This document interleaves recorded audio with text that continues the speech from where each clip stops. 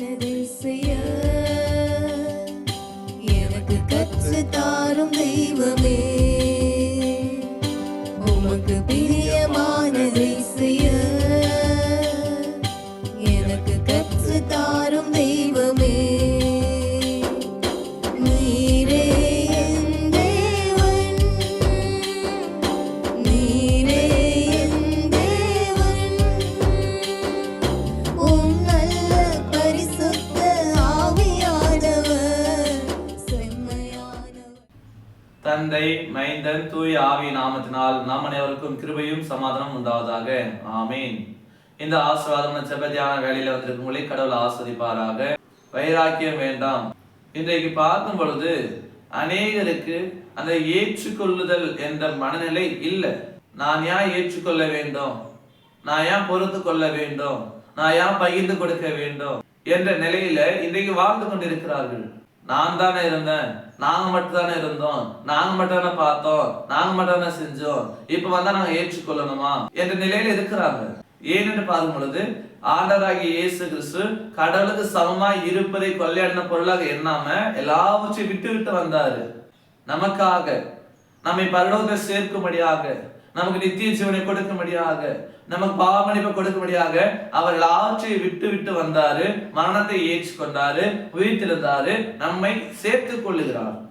பாவிகளாகிய நம்மை அணைத்துக் கொள்ளுகிறார். பாவிகளாகிய நம்மை அவருடைய பரலோகத்துல நம்மை கூட சேர்க்கின்றவராக இருக்கிறார். அப்ப அவருடைய பிள்ளைகளாகிய நாமும் கூட அந்த வைராக்கியம் இல்லாம நாம் ஒருவரை ஒருவர் ஏற்றுக்கொள்ள வேண்டும்.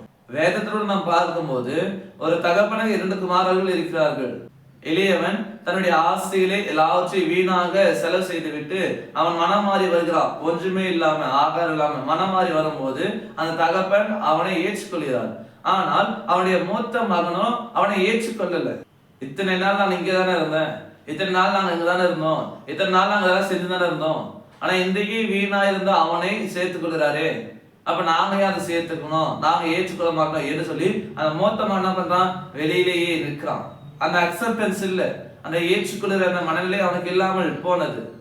அதான் நாம் பார்க்கிறோம். லூக்கா 15 அதிகாரம் 28 நாம் பார்க்கும் பொழுது, அப்பொழுது அவன் கோபம் அடைந்து உள்ளே போக மனதில்லாதிருந்தான். நாம் பார்க்கும் பொழுது அந்த மனுஷன் என்ன பண்றான், கோபம் அடைந்தவனாக, உள்ளே போக மனம் இல்லாதவனாக இருந்தான். அப்ப இன்றைக்கு அநேகர் கூட அப்படிதான் இருக்கிறாங்க. அந்த ஏற்றுக்கொள்ளுதல் இல்லாம, அந்த அரவணைப்பு இல்லாம அப்படிதான் இருக்கிறாங்க. ஆனா ஆண்டவர் சொல்றாரு, உன்னிடத்தில் நீ அன்பு கூறுவது போல உன் அயலானத்துல அன்பு கூறு, பிறர் மீது அன்பு கூர்ந்து வாழ வேண்டும், பிறரை சேர்த்துக் கொள்ள வேண்டும். கிறிஸ்துவில் உள்ள சிந்தையை நம்ம இருக்க கடவுது. அப்ப இந்த உபவாச நாட்கள் அந்த சிந்தனை நமக்கு இருக்குதா, நாம ஏற்றுக்கொள்கிறோமா, பிறரை அரவணைக்கிறோமா என்ற அந்த சிந்தனையோடு நம்ம வாழுவோம், மனம் மாறுவோம், எல்லாரையும் ஏற்றுக்கொள்வோம். கிறிஸ்து நம்மை ஏற்றுக்கொண்டது போல நாமும் பிறரை ஏற்றுக்கொள்ளுவோம். கடவுளுடைய நாம மகிமைக்கென்று நம்ம வாழவோம். கடவுள் நம்மை ஆஸ்வதிப்பார், நம்மை நடத்துவார். ஆமீன். எல்லாவற்றுக்கும் மேலான தெய்வீக சமாதானம் உங்கள் இருதயங்களின் சிந்தனைகளில் கிறிஸ்து இயேசுவுக்குள் காத்துக் கொள்வாராக. ஆமீன். யாவரும் கண்களை மூடி நாம் செபிப்போம். நேற்றும் இன்றும் என்றும் மாறாத பரலோக பிதாவே, இந்த ஆசீர்வாதமான இந்த நாளுக்காக, இந்த வேலைக்காக நன்றி படைக்கிறோம். நாங்கள் ஒருவரை ஒருவரை ஏற்றுக்கொள்ளக்கூடிய, ஒருவர் மீது ஒருவர் அன்பு வைக்கக்கூடிய ஒரு நல்ல சிந்தனை கொடுக்க வேண்டும் நாங்கள் ஜெபிக்கிறோம். எங்களுக்கு ஒரு புதிய இருதயத்தை நிறைவேற்றப்படுத்த வேண்டுமா கூட நாங்கள் வேண்டி இருக்கிறோம். எங்களுக்குள்ளாக இருக்கிற வைராக்கியம், கோபம், வஞ்சனை, பொறாமை எல்லாவற்றையும் நாங்கள் கலைந்து விட்டு உம்முடைய பிள்ளைகளாக நீர் எங்களை ஏற்றுக்கொண்டது போல நாங்களும் ஒருவரை ஒருவரை ஏற்றுக்கொண்டு உம்முடைய பிள்ளைகளாக சாட்சியில் ஒரு வாழ்வை நாங்கள் எல்லாரும் ஒன்றிணைத்து வாழ்வதற்கு இறைவன் தாமே எங்கள் உதவி செய்ய வேண்டுமாய் கூட நாங்கள் வேண்டி நிற்கிறோம்.